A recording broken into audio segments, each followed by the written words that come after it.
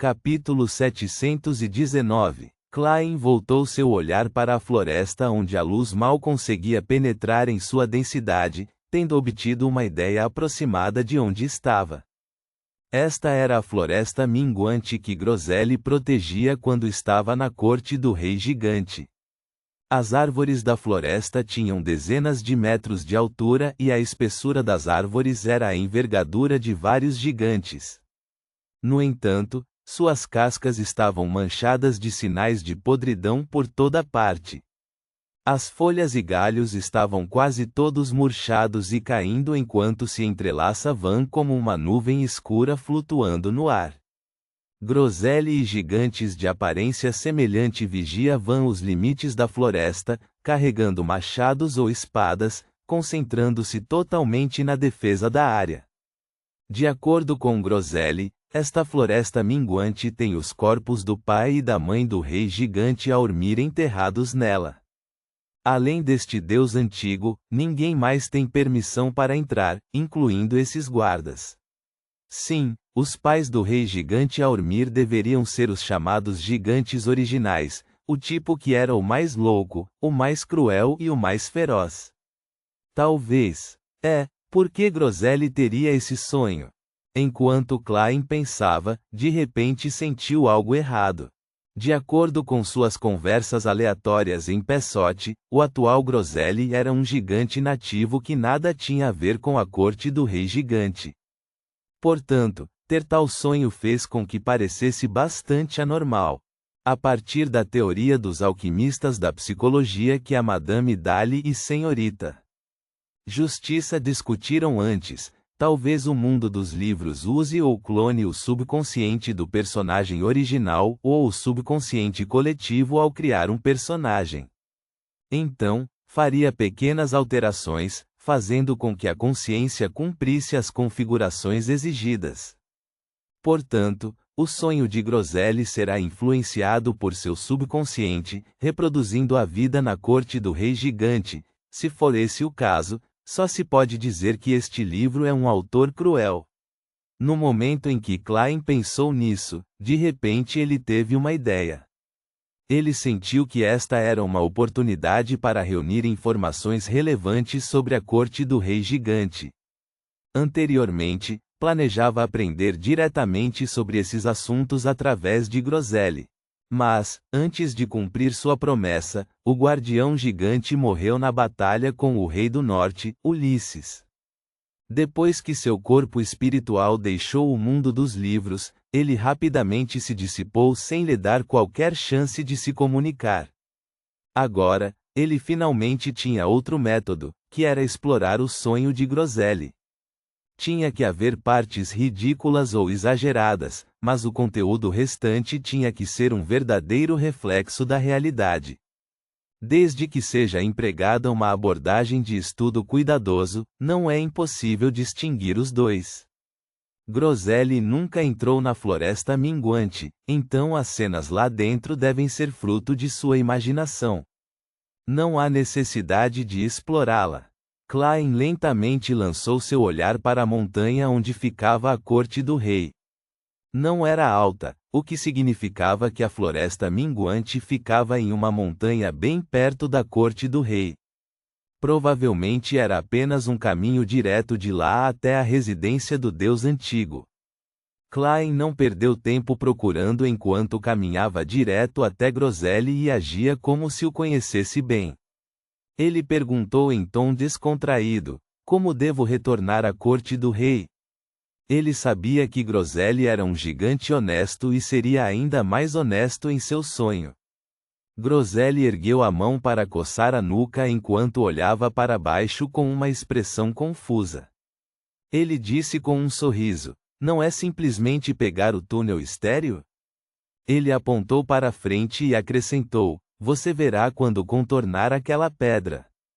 Obrigado, Klein suspirou enquanto dizia com uma reverência. Enquanto observava Klein partir, Groselli coçou a nuca novamente, murmurando para si mesmo, confuso: quem é ele? Por que eu o acho tão familiar? Depois de contornar uma pedra que se projetava da montanha, a cena se abriu diante dos olhos de Klein. Uma caverna gigantesca com pelo menos 30 metros de altura apareceu. Erguida fora da caverna havia uma estela de pedra. Gravado nela havia um único olho vertical, nariz alto e lábios macios. Parecia que a cabeça de um gigante havia sido espremida para revelar as características faciais frontais. Assim que Klein se aproximou, a boca da estela se abriu. Por que você está voltando para a corte do rei antes do tempo? Por ordens de Sua Majestade, disse Klein em tom sereno. Afinal, o nível de inteligência de todos os seres vivos neste sonho era equivalente ao do dono do sonho. Groselha. Os lábios da estela abriram e fecharam enquanto soltava um zumbido. Por favor, responda a uma pergunta, caso contrário, você não passará. Se ao menos eu trouxesse a Rhodes, seria muito divertido ver o que acontece. Klein satirizou enquanto assentia calmamente. Ok. Os lábios da estela fecharam-se por 3 segundos antes de abrirem. Se sua esposa, filha e uma mulher que você cobiça lhe pedissem para julgar qual delas é a mais bonita, quem você escolheria? Isso é completamente diferente do estilo do espelho mágico. Os lábios de Klein tremeram enquanto sua mente corria. Usando quase 10 segundos, ele respondeu: minha inteligência é insuficiente para determinar este assunto. Vou designar alguém que seja mais inteligente do que eu para dar a resposta. Como posso responder a algo que pode me matar? Ele cerrou os dentes enquanto acrescentava: quem é essa pessoa mais inteligente? O rosto do gigante na estela congelou por alguns segundos. Klein respondeu solenemente: claro que é o nosso rei. A estela ficou chocada além das palavras. Demorou um pouco antes de dizer: tudo bem, considerarei isso como se você respondesse à pergunta. Você pode passar. Klein imediatamente atravessou a estranha estela e entrou na caverna. O chão da caverna era pavimentado com grandes painéis de pedra que haviam sido desgastados. As laterais e o topo da caverna estavam cheios de murais, contando histórias de gigantes e dragões lutando contra lobos demoníacos, mutantes, diabos e fênix. O estilo de desenho era grosseiro e a escolha da cor era escura. No entanto, foi extremamente vivido. Klein avançou enquanto observava os murais. Ele descobriu que havia faixas de ervas daninhas secas, bem como todos os tipos de cascalho grosso entre os painéis de pedra e o fundo dos murais. E a falta de água e o declínio da vida tornaram-se mais evidentes à medida que ele se aventurava no interior. Depois de caminhar por um período de tempo desconhecido, Klein viu uma enorme porta azul acinzentada aberta. De cada lado da porta havia um gigante de 4 a 5 metros de altura. Os gigantes que guardavam este lugar eram diferentes de Groselha e dos outros. Eles usavam armaduras pretas de ferro resistentes e bonitas, e elmos firmes e requintados. Pareciam 2 estátuas enormes. Eles não pararam Klein e permitiram que ele passasse pela porta e entrasse no corredor. O corredor não era muito espaçoso. As extremidades do corredor podiam ser vistas claramente e provavelmente só caberiam de 5 a 6 gigantes. Enquanto Klein observava o ambiente, ele parou de repente. Então, o corredor pareceu ser puxado por uma mão invisível enquanto subia rapidamente. Ele cambaleou um pouco antes de encontrar o equilíbrio. Tudo o que viu foram paredes preto-acinzentadas passando enquanto desciam. Em cerca de 10 segundos, houve um baque quando o corredor parou de subir. Neste momento, não era o túnel da caverna do lado de fora da porta, mas um magnífico palácio sustentado por colunas de pedra. Klein saiu rapidamente do salão original enquanto avaliava o ambiente com interesse despertado. Este é o elevador da corte do rei gigante? Este parece ser o lugar onde moram os guardas. Do lado de fora há uma longa mesa mais alta que os humanos, com cadeiras extremamente grandes. Nos dois lados há quartos e dentro deles há camas bem arrumadas. Klein passou pelos vários itens no corredor antes de parar em um mural. O personagem principal do mural era um gigante vestido com uma armadura prateada de corpo inteiro. Como não havia nada para comparar, Klein não conseguiu saber exatamente qual era sua altura. O gigante estava ao lado de um penhasco, com uma espada na mão apontando diagonalmente para cima.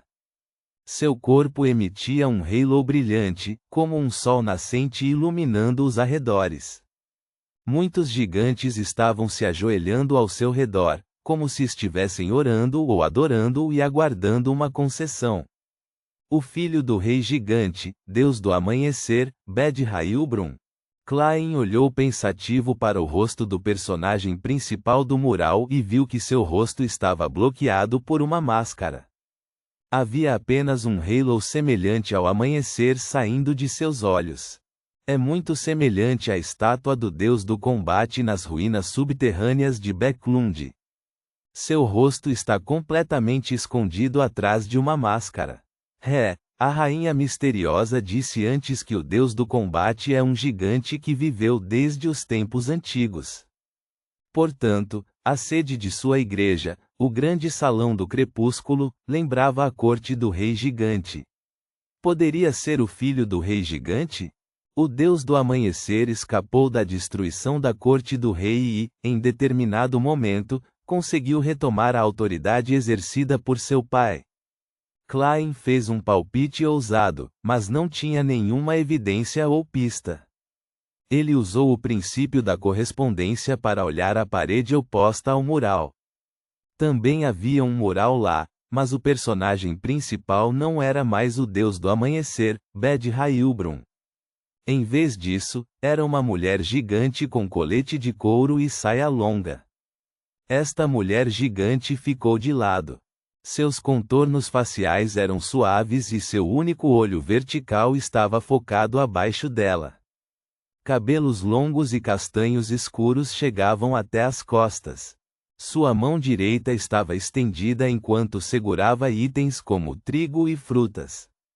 Ao seu redor havia campos dourados, lagos cristalinos e árvores cobertas de frutas e cogumelos coloridos. Rainha gigante, deusa da colheita, Omibela? Klein olhou em volta, mas não viu o mural representando o rei gigante Aurmir. Não há representação do deus antigo porque esta é a residência de guardas distantes? Então, saindo daqui provavelmente será o interior da corte do rei gigante. Klein caminhou cuidadosamente até a porta. Ele usou o método que empregou no mundo dos sonhos das ruínas do campo de batalha dos deuses, ativando a fome rastejante e usando a força de um zumbi para abrir a porta. No entanto, não havia nenhum palácio no crepúsculo congelado como imaginou lá fora. Em vez disso, era um mundo cinzento e nebuloso. Parecia ser um penhasco com um poço sem fundo. De acordo com a experiência anterior da senhorita Justiça, este é provavelmente o limite do sonho. A única maneira é descer e entrar no subconsciente de Groselli.